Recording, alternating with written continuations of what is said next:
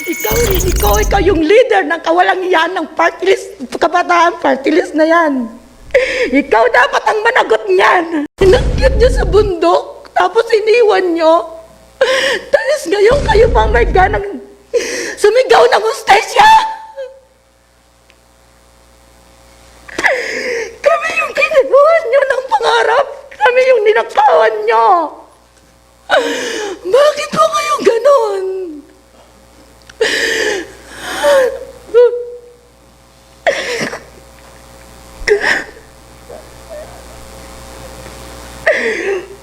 Ano po yung tita niya dahil yan ang lagi niyang kasama. Napakasakit po sa kanila yon. Pero po, lahat po namin yan, inalagaan namin yan. Baby namin yan, tapos gaganon ninyo lang.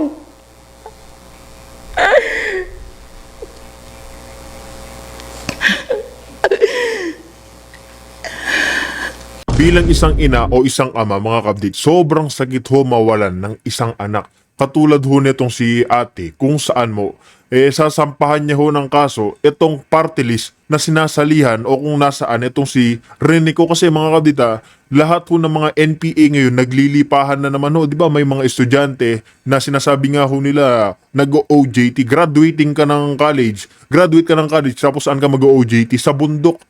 Nag-OJT daw ho sa bundok. Pero ito mga kabdita, siyempre ho, kung tayo lang ho mga ordinaryong Pilipino, tatawanan na lang ho natin itong mga ating kababayan. Pero itong hindi ho natin nalalaman, yung mga dinadamdam ho ng kanilang pamilya. Tulad ho ng isang ina na naghihirap, pinalaki niya ho yung kanyang anak, pero ano hong kinalabasan? Nirecruit ho, ni Renico.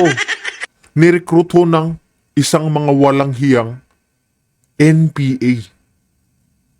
Di ba? Diyan ho nabuhos, napunta yung pinaghirapan ng isang magulang.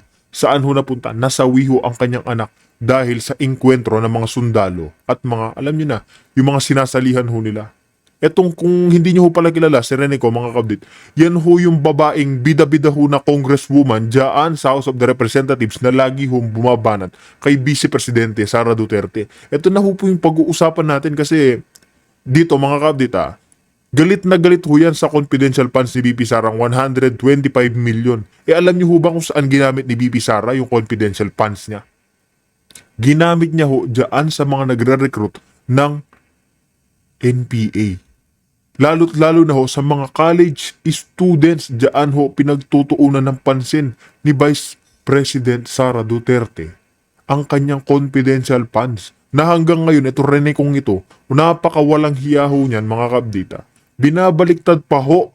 Galit siya sa mga sundalo. Pero ang katotohanan naman yan, kung hindi naman ho dahil sa kanya, hindi ho siya nag-recruit ng mga estudyante, mga college students, wala ho sana mangyaring ganyan. Hindi ho sana magagalit, mawawalan ng isang anak. Etong si Ali. Magrereklamo ho siya, kakasuhan niya etong si Renico sa kawalang hiyaan niya ginagawa sa ating mga kabataan. Diyan ho napunta yung kanyang anak, mga kabdit. Pinalaki niya ho, saan ho napunta? Nasawi lang ho dahil sa kawalang hiyaan nitong si Renico. Kaya mga kabdit, kung bago lang ho kayo sa ating channel, isang like, isang share, isang subscribe lamang ho, malaking tulong na yun. Sabay-sabay ho tayo makinig dito kay Allen na kung saan, mga kabdit, hindi niya na ho tatantanan itong congresswoman na may tinatagong lihim, may tinatagong kababalaghan. Babalik ta rin ang sitwasyon na babalik ta rin ho niya para lang ho mapagtakpan yung kabalbalang ginagawa niya. Renico, para sa iyo itong video nito. Makinig ka dito. Isang nanay na naman, isang magulang ang nawalan ng anak dahil sa kawalang hiyaan pag-uugali at ginagawa niyong kabalbalan dyan sa gobyerno. Magkikita silang dalawa ni kuya niya sa 25.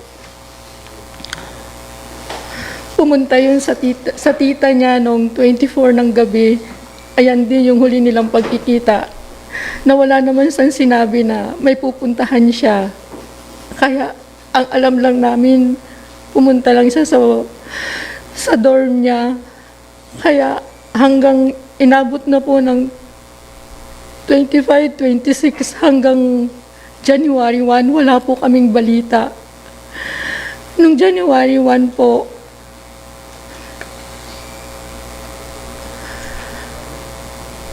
may nagbalita po na yung ATM nga po daw ng anak ko nakita.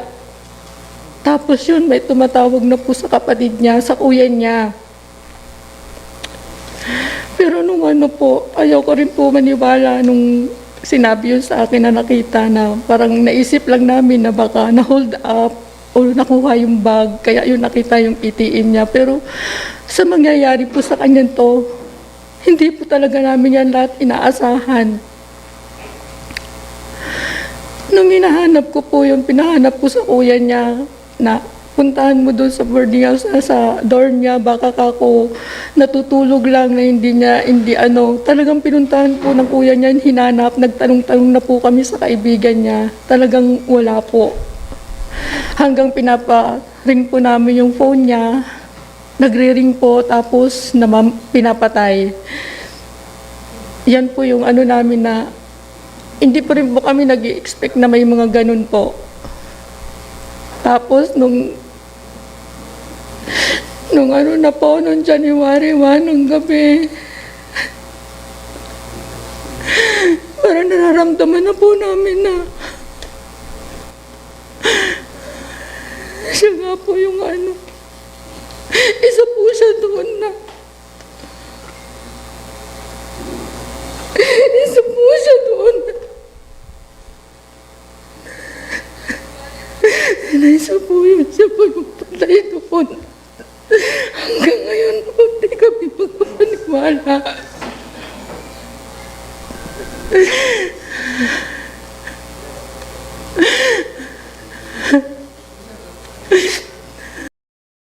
Yung makikita ho natin, yung isang magulang, na kapwa magulang ho natin, na dinadamdam yung sakit na nangyari o sinapit ng kanyang anak, mga kabit. Napakasakit ho niyan para sa tulad ho natin. Tingnan nyo yung kabalbalang ginagawa nitong si Renico.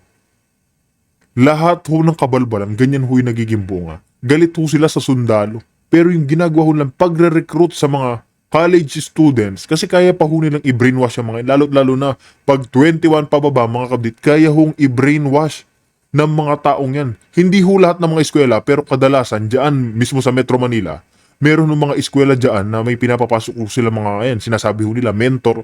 Pero yung katotohanan ho dyan, mga kabit, dyan nagsisimula yung pagre-recruit ho ng mga, alam niyo na, papasok ko para labanan etong gobyerno. Okay lang kung labanan yung gobyerno, pero sa ginagawa ho nilang pagkikipaggera, hindi ho tama yan. Labanan yung gobyerno dahil sa korupsyon niya. Hindi dahil lamang sa kagustuhan nila at paniniwala. Di ba? Wala ho tayong kailangan gawing dahas. Hindi ho natin kailangan makipagbarilan para labanan ng gobyerno. Magsalita lang ho tayo. May freedom of speech tayo. Tulad nito mga general, colonel. Ayaw na ho nilang magpahawak sa leeg ni Marcos Jr. sa korupsyon nila. Kaya bumabalik na ho sila. Pero ano hong ginagawa? Kung hindi ho sila ikukulong, patatahimikin o kaya sisibagin sa pwesto. Ganyan ho kawalang hiya. Kasi ho tayo mga kabdit, lumalaban ho tayo ng patas, korupsyon, at lahat ho ng kabalbalang ginagawa netong mga, alam nyo na, administrasyon. Hindi na ho natin kailangan gamitin yung mga overpower, mga kadita. Kailangan lang ho natin magsalita para alam ng gobyerno lahat ho ng kabalbalang ginagawa din nila. Tulad nitong, di ba, yung pagbaba ng trust rating ni Marcos Jr. Samantalang si BP Sara, kahit na ano hong paninira, pangsusupil, pambabastos, pambabatikos, ano ho nangyari? Lalo lang ho siyang umaangat. Kaya mga kadita, itong 2028 presidential election, wala ho siyang ilalaban.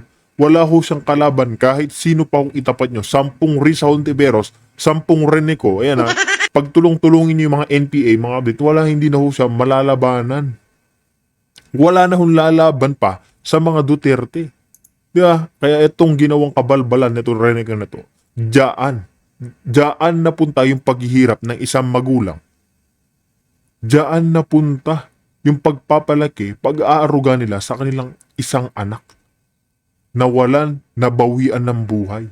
Kaya, karapat dapat ho talaga managot itong si Renico. Makulong ho yung congresswoman na, alam niyo na, balbal ho yung pag-uugali niyan, parang si Claire Castro. Di ba? Ito po siya doon. Naisa po yun, siya po yung patay doon. Hanggang ngayon po, hindi kami magpapaniwala.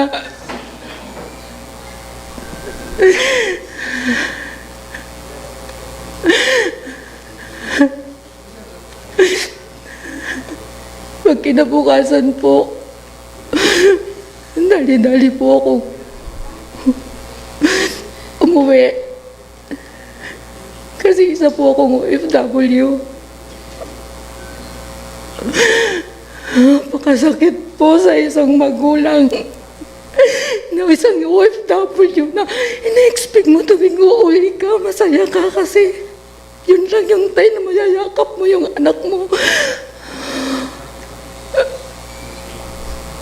Ayan po sa amin ang pinakamasaya, pero itong pag-uwi ko po,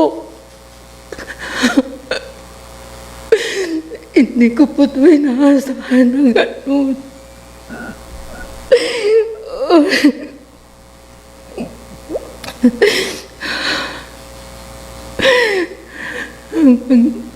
Hanggang po pumunta po kami doon sa bangka niya na kinonfirm ng kuya niya na siya nga. Hindi po namin inaasahan na mangyayari sa kanya to kasi siya yung batang napakabait po.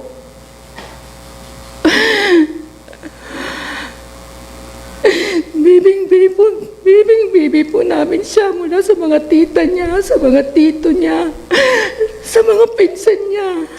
Kaya, yung nangyari po sa kanya to, hindi po nila lahat matanggap yan. Sa mga nakakakilala po sa anak ko, sa simbahan, hanggang ngayon nasasaktan po sila sa mga panggagamit nitong mga kabataan party list. Please po, nakikiusap po kami, tigilan niyo na po ang paggagamit niyo sa anak ko. Yung mga picture niyo po na kumakalat, please po, tigilan niyo na po. Buhay na po ng anak ko ang kinuha niyo, ninakaw niyo pati mga pangarap niya. Ano ba ang gusto niyo? Isipin ho ninyo yan mga kabdita. Isang magulang ho ang nawalan ng anak. May pangarap. Naghihirap po yan mga kabdit. OFW, nasa ibang bansa nagtatrabaho. Nakikipagsapalaran, binubuwis ho yung buhay niya para sa magandang kinabukasan ho ng anak niya. Ano hong pinalit ng kabataan party list? Pinalit ho mga kabdit. Nawalan ho ng buhay. Nawalan ho ng pangarap. Etong batang ito. Yung pangarap ng kanyang magulang sa kanya, hindi na ho natupad dahil ho sa kawalang hiyaan netong si Renico. Kaya nga ho, tinuturo siya si Renico bilang mastermind. Kaya mga kabdita, dapat itong ating mga anak, lalo na dyan sa Metro Manila, sa mga college students, bantay-bantayan ho natin itong ating mga anak. Usong-uso ho, mismo sa loob ng eskwela, bine-brainwash ho yung mga anak natin. Kaya mga kabdit, lagi ho natin kausapin itong mga anak natin. Para ho mga kabdit, hindi ho matulad dito kay Jerlyn, kay Rose. Masakit ho yan sa isang magulang na mawalan ng anak. Nawalan ho ng anak dahil ho sa kawalang hiyaan netong si Renico. Kaya dapat mga kabdit, siya ho yung managot. Lahat ho ng party list na yan, buwagin na ho yan. Nakakagulo lang ho naman yung party list na yan. Di ba?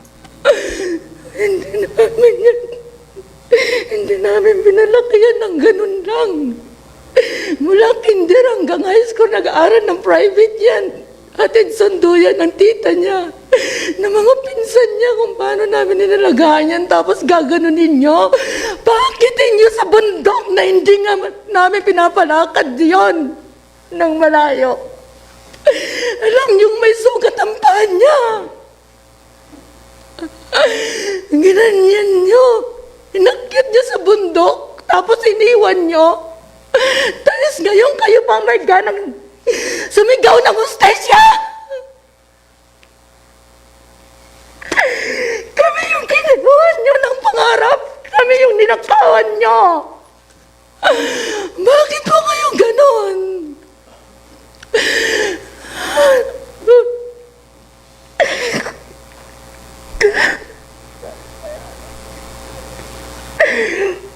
Ano po yung tita niya dahil yan ang lagi niyang kasama. Napakasakit po sa kanila yon.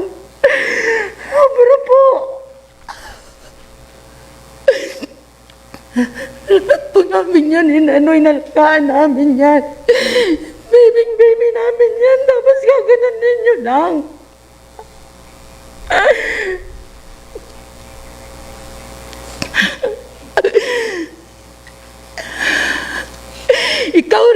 Ikaw yung leader ng kawalang iyan ng party list, kabataan party list na yan. Ikaw dapat ang managot niyan. Kasi kasama mo pa sa picture. Langhiya ka. Pasensya na po. Ako nakakapagsalita po ako na hindi maganda pero napakasakit po. Sa amin sa buong pamilya.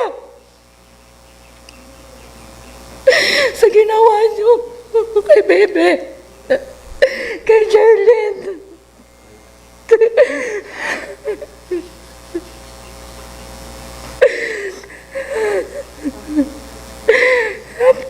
Sakit po.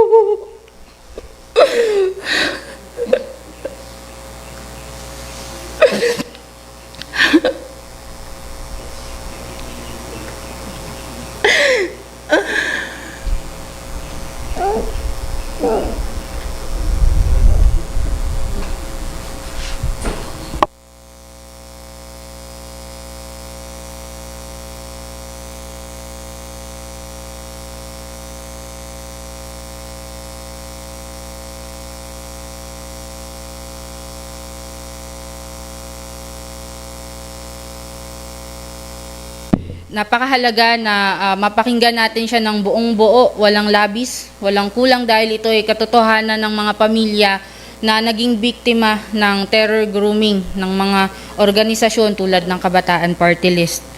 Ngayon, para naman po magbahagi ng kanilang kwento, tinatawagan ko naman po si Ginang Madis, nanay ni Stephanie Borinaga, na hanggang ngayon naman ay patuloy na hinahanap pa ng kanilang pamilya. Good morning po. Ako po si Gina Madis. Nanay po ni Stephanie Borinaga. Umalis po siya sa amin December 23. Nagpaalam po siya na pupunta daw siya ng Espanya. Hindi siya nagpasko sa amin kasi wala daw tao sa bahay. Ngayon nalaman ko nung Friday, nung January 2, may nag-send sa akin ng link na nasa na daw siya, nasa Mindoro. Nakita lahat ng mga niya, identification. Hindi ko akalain mapupunta siya doon. Kasi ang paalam niya dito lang sa Metro Manila. Hindi ko alam kung bakit na-recruit siya sa mga ganyang samahan. Na-recruit po siya sa Anak Bayan po.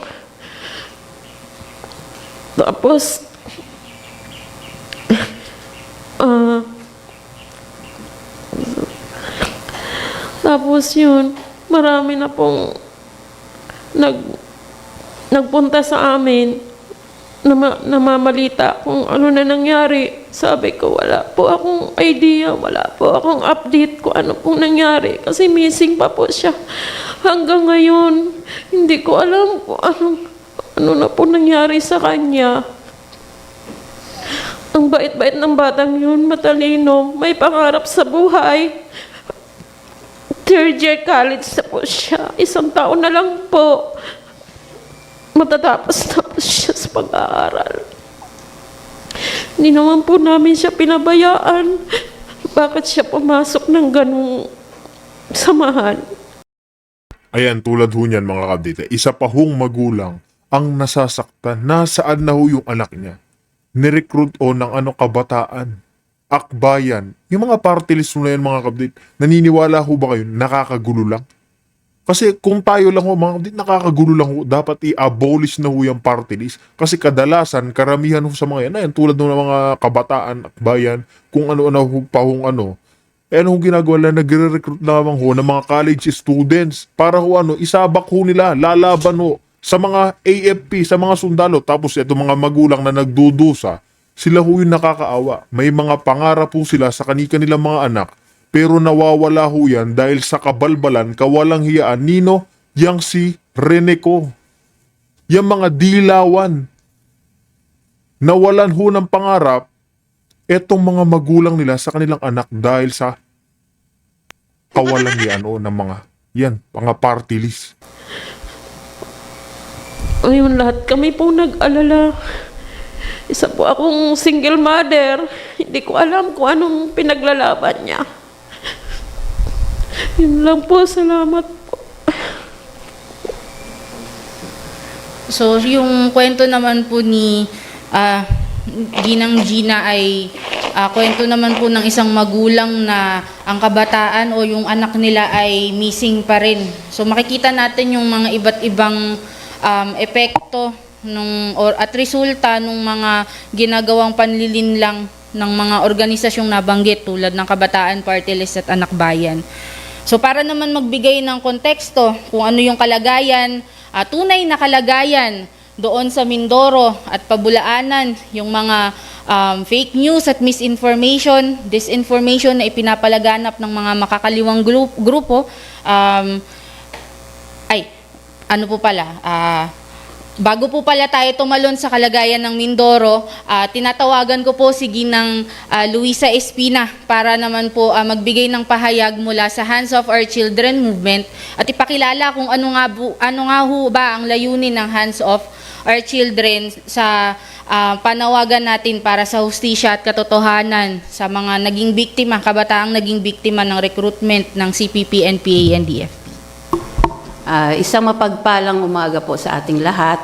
Ako po si Luisa Espina ng Hands of Our Children Movement ay nakikiisa po sa mga dalamhati nitong mga magulang dahil pare-pareho po ang nangyari sa amin. Ang pattern po ng recruitment ay pare-pareho. Niligawan ng anak namin para isali sa organisasyon, galitin ang puso sa gobyerno, katulad na nangyari sa akin, ginalit ang puso hanggang sa nagrally-rally, sila yung pinapauna sa mga rally, hanggang sa galit na ang puso, inakyat po. 16 years old na ni-recruit, 18 years old, inakyat sa kabundukan. Pare-pareho po na anibersaryo ng CPP na December 26.